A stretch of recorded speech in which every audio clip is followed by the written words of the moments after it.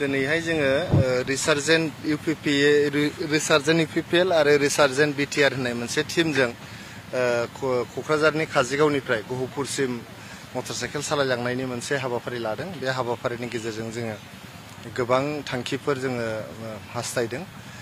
बे थांखिफोरानो जाबाय गिबियाव जोङो UPPL हान्जाखौ ग्रासरुटनिफ्राय गोजौसिम बोरै गोख्रों खालामनो बे गिबि थांखि जोंनि। नैथियावहाय जे आसामजों लोगोसे सारा मुलुगावनो जास्टिस फर जुबिन दिनै मुभमेन्ट सोलिगासिनो दं, बेखौ जोङो हेफाजाब होनो सानदों। थामथियावहाय जोंहा आर्टिकेल 280 नि 125th एमेन्डमेन्ट जे जानांगौ दङ, बे 125th एमेन्डमेन्टआ दाबो पार्लियामेन्टआव पेन्डिं जानानै दङ। बेखौ जाहाथे थाबैनो पार्लियामेन्टआ एप्रुभ खालामनानै होयो, पास खालामनानै होयो, बेनि थाखाय जोङो बे मटरसाइकेल टुरखौ लादों। लोगोसे जोंनि BTR सुक्ति मथे जोंनि BTRआव जे गासै 40था बिजाब दं, बे 40था बिजाबनिफ्राय 60 बिजाबसिम जे बारायनांगौ दङ, बे 60 बिजाबसिम बारायनायखौ थाबैनो जाहाथे मावफुङो आसाम सरकारा, बेखौ जोङो दाबि दैखांदों। ब्रैथियाव जाहैबाय जोंनि UPPL सरकार थांखांग्रोमोना जेरैबायदि इलिगेल जुवानि दिनै कालचार स्टार्ट जाफिनदों, फुजानि नामाव मेलानि नामाव लामा लामा जेरावबो थाना मोखां मानि जे अपेन जुवा गेलेनायनि जे हारिमु दिनै जागायफिनदों। जों गिखांनाय मोनदों जे हारिमुखौ जों 2020 मायथाइयाव UPPL सरकार फैग्रोमोना बन्द' खालामथारदोंमोन। बहाबा खना खनला जुवा जादोंमोन, जोङो पुलिस थिनहरनानै बा जोंनि सेंग्राफोरखौ थिनहरनानै बन्द' खालामहोदोंमोन, जाहाथे जोंनि लाइमोन जे दङ, जोंनि इयुन जे दङ, जे लाइमोन गोहो, बिसोर जाहाथे गाज्रि लामाथिं थाङा, खोमसिनि लामाथिं जाहाथे थाङा, बिनि थाखायनो बे जुवा आरो जौ आरो ड्राग्सनि कालचारखौ जों बन्द' खालामथारदोंमोन। दा बे जे जागायफिननो हमदों, बेयो जोबोद मोनसे गिख्रंथाव मोनसे हारिमु, बेखौ थाबैनो बन्द' खालामनांगौ होननानै जों दाबि दैखांदों।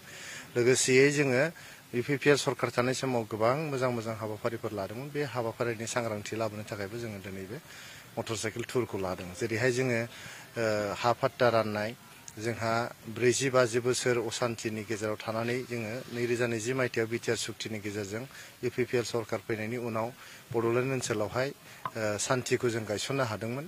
दा बेफोरनि सांग्रांथि लाबोनांगौनि बाथ्रा दङ। लोगोसे जोङो बड'फा सुपार 50 मिशन खालामदोंमोन।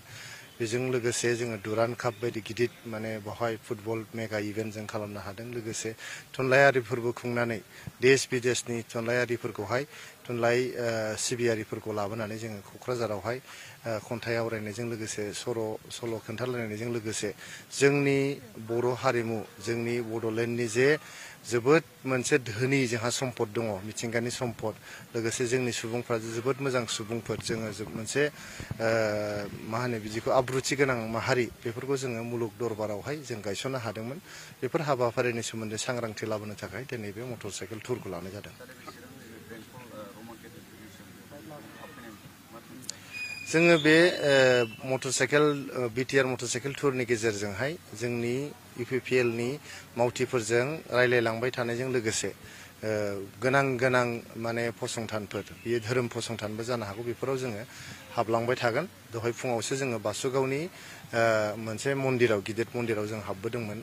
ओमफ्राय जोङो काजिगावआवहाय गुरुदेब कालिचरन ब्रह्मनि जोनोम जायगायाव बिथांनि मुङै बानायनाय गुरुधामाव जोङो जग्य आहुति सावनानै जोङो मटरसाइकेल सालायनायखौ जागायदोंमोन। दिनै फैनानै जों दहाय बे मन्दिराव हाबबोदों आरो फैनानै दिनै जोङो नैबे बेंटलनि केथलिक चार्चआवहाय जोङो प्रेयार खालामनानैहाय जोंनि मानगोनां बिशपनि ब्लेसिंस लानानै जोङो दिनैहाय मटरसाइकेल सालायनायखौ जोङो जागायफिननोसै। आथिखाल BTR सरकारा UPPLनि मोनफ्रोमबो दफाखौ माने मावफुंनो गोसो गैया होननानै बुङो, मावफुंजानो लुबैयो नामा थारैनो?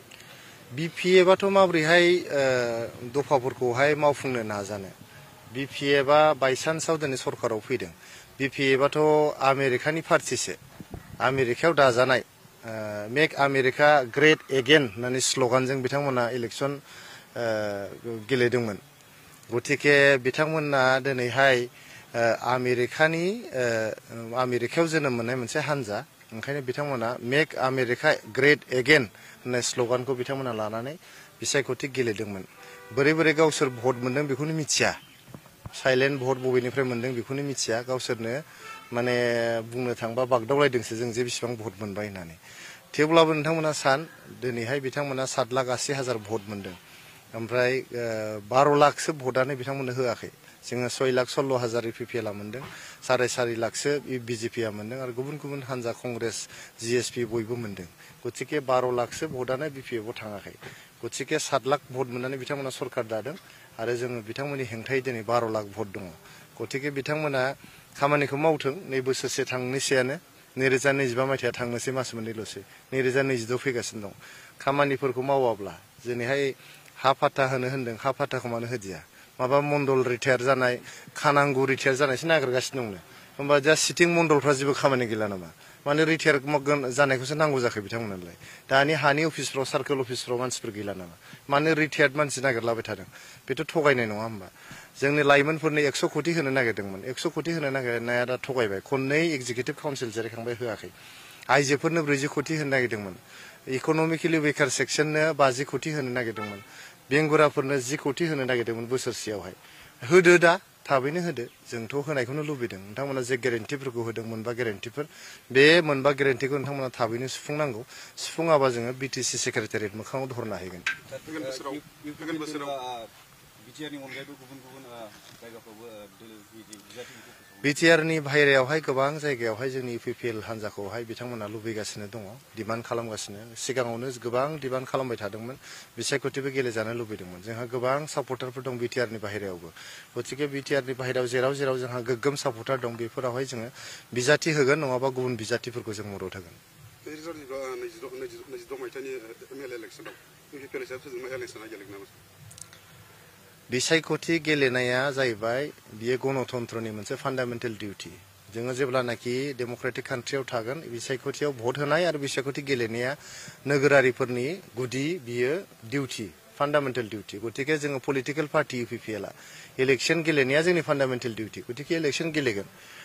रायजो राजाया सोरनो भट होगोन सोरनो भट होआ बे रायजोफोरनि माने फान्डामेन्टेल राइट आरो फान्डामेन्टेल डिउटि गतिके सोरबाया दुगा जायोबा आं इलेक्सन गेलेबानो रायजोनि भट मोनगोन बा देरहागोन बा देरहाया सोरबाया देरहानाय नङा होननानै बुंनाया बियो रायजो राजाफोरनि जे गियान रायजो राजाफोरनि जे रोंगौथि बे जिनिसखौहाय रेजेक्ट खालामनाय बायदि जायो बेखौ माने इगनर खालामनाय बायदि जायो गतिके जोङो बिसायख'थिखौ गोग्गोम बाहायबाय गेलेगोन आरो जोङो रायजो राजानि गोसोखौ जय खालामनो सेस्था खालामगोन नोंथांमोना मिथिगौ 2020 मायथाइनिफ्राय मोनफ्रोमबो बिसायख'थिखौ जों देरहाबोदों दासो खनसे बिपिएफआ देरहादों बेखौ लानानै जोंहा जेबो गोसो बायनाय जोंहा गैया गतिके 2022 मायथाइयाव जों गोग्गोमै जोङो गेलेगोन आरो रायजो राजानि अनसायनाय रायजो राजानि गोसोखौ जों जय खालामनो हागोन होननानै आंहा जोबोद फोथायनाय दं बबेबा दोलोजों एलायन्स जागोन नामा सार बेफोरखौ सावरायबाय थादों जोङो सावरायबाय थादों एलायन्सनि मेटारखौहाय बेबायदि खौरां बिजोंनि गेजेरजों फोसावनायनि बाथ्रा दानो सम फैथ'वाखै